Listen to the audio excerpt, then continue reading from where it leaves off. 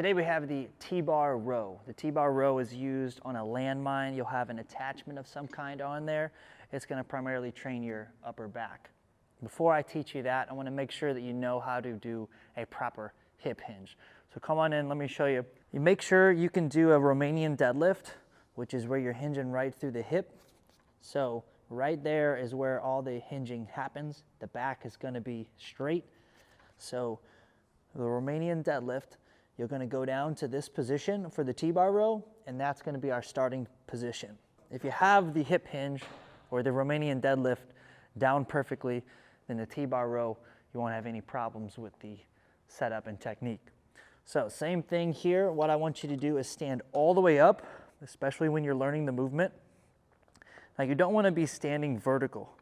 So if you look, my heel is right underneath my hip and my head. You don't want to be standing like that. You'll feel off balance. Push your feet forward a little bit. So I'm leaning back slightly. Now from here, I'm going to do my Romanian deadlift and hinge into place. So right here is very similar to my RDL that I just did. Notice the shoulders are slightly above the hip. The back is nice and straight. There's a slight knee bend right here. So my positioning's here. I'm going to pull up quickly till I hit my ribs with the bar and take about 3 seconds to go back down till I'm in full extension. I'm up right there. Now it's important that you can maintain the posture. You don't want to have any type of swaying. If you're doing this, the lower back is helping you lift the weight. Try to keep it nice and tight through the hips as you move. If it gets too heavy or if it gets too tired, what tends to happen is instead of being down in this good hinge position, you'll start to stand up.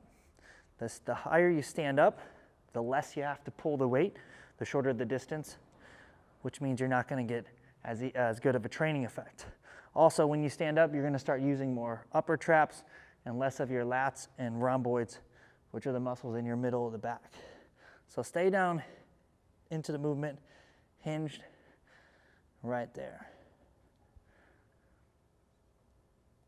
So that there is the T-bar row.